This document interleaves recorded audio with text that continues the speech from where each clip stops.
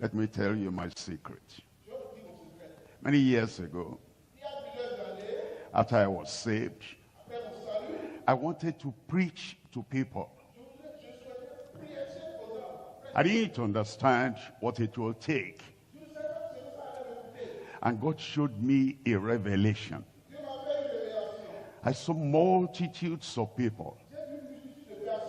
And in that revelation, I was wearing my best clothes. At that time, we called the shirt double two. And I saw myself addressing crowds. I didn't understand. So I went on living my Christian life, reading my Bible, and praying to be a good believer, good Christian.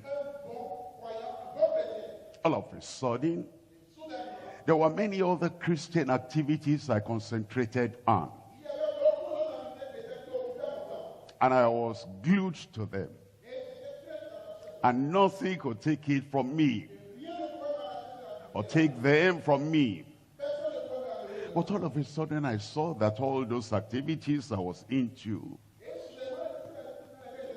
they were not reaching any soul. I enjoyed them, but it didn't make me profitable to the kingdom. And so all of a sudden, I found myself praying to God, saying, "Oh Lord, I abandon all these good things, but not productive." And I concentrated on prayer and on some models of the evangelistic outreach.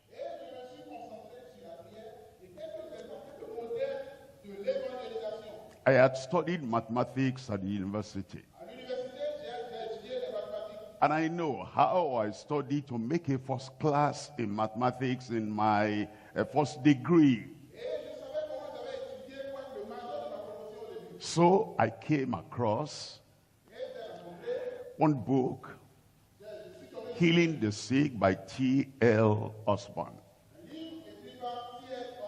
And I took that book as if I was in the mathematics class. I read it. I studied it. I marked it. If you see that first copy now of Healing the Sick by T.L. Osborne, it's almost torn apart. But after some years, I got a new copy. And I studied and I read. After some years, I got another copy. And then, but I had not started evangelizing or praying for the sick.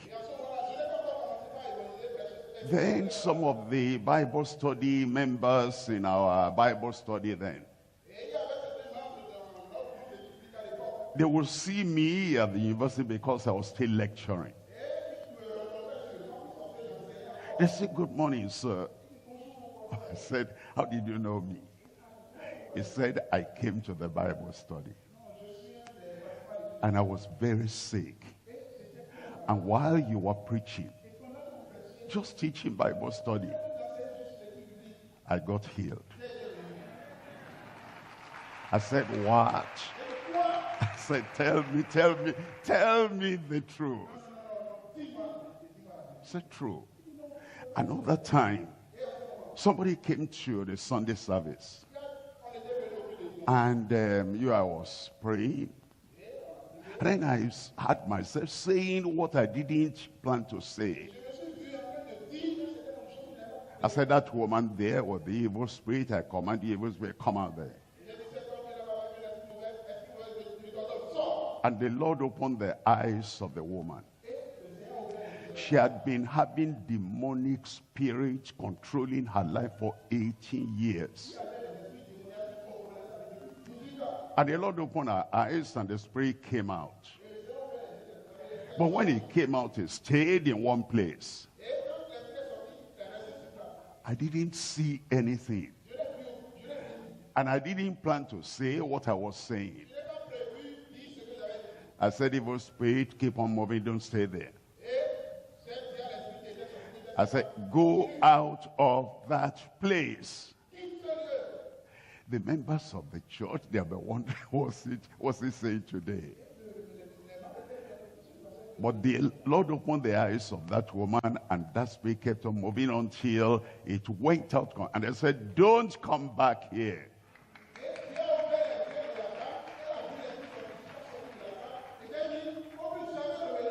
And then we were to have the first stadium crusade in Lagos. I just 2 cassettes of Maurice Cerullo.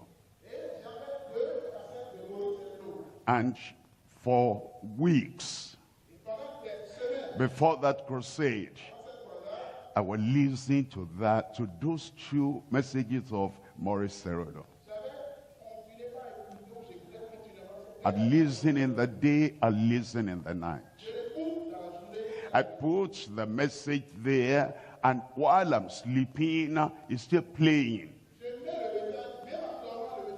I saturated my mind, my spirit with those 2 messages. And then the day came, or the crusade. Remember, all I had within me was the message I'd heard.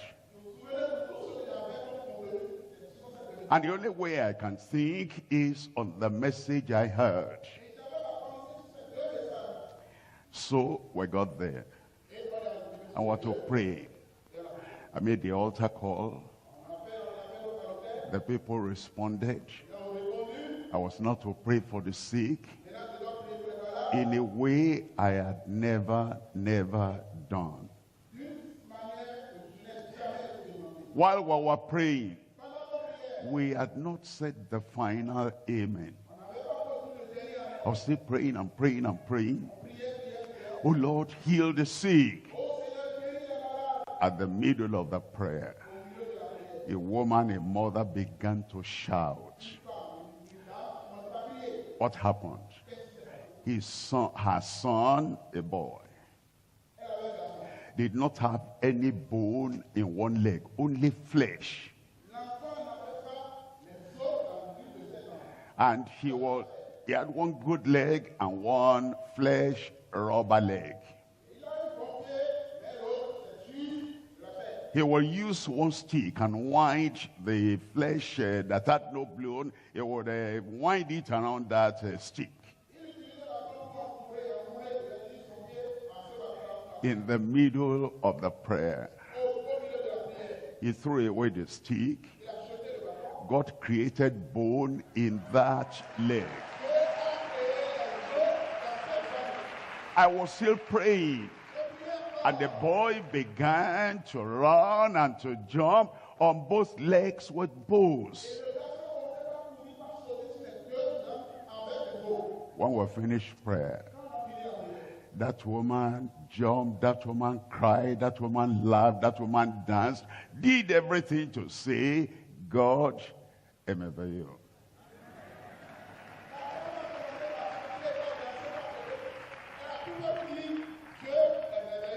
I tell you my story so that that story will be reproduced in your life.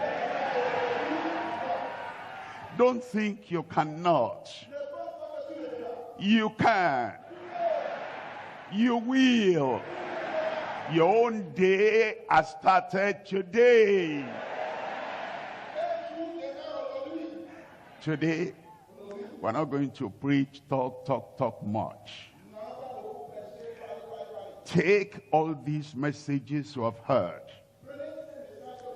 Like I took the book of T.L. Osborne and the messages, the cassettes of Maurice Cerullo.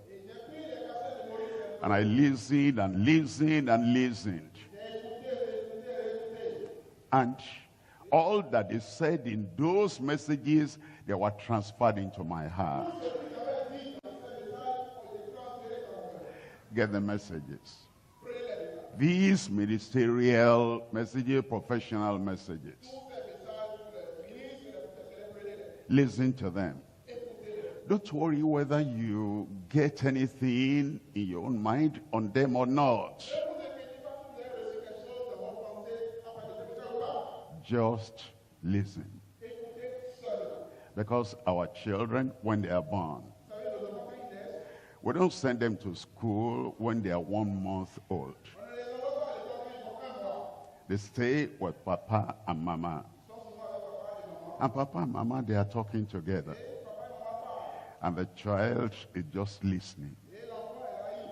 He cannot say what they are saying. He cannot construct the sentences like they are constructing. But the child keeps on listening to Papa and Mama. Before the child goes to school, he's already speaking the language fluently. Because he has been listening and listening and listening. Listen and you will learn. Today, a new day is coming on you.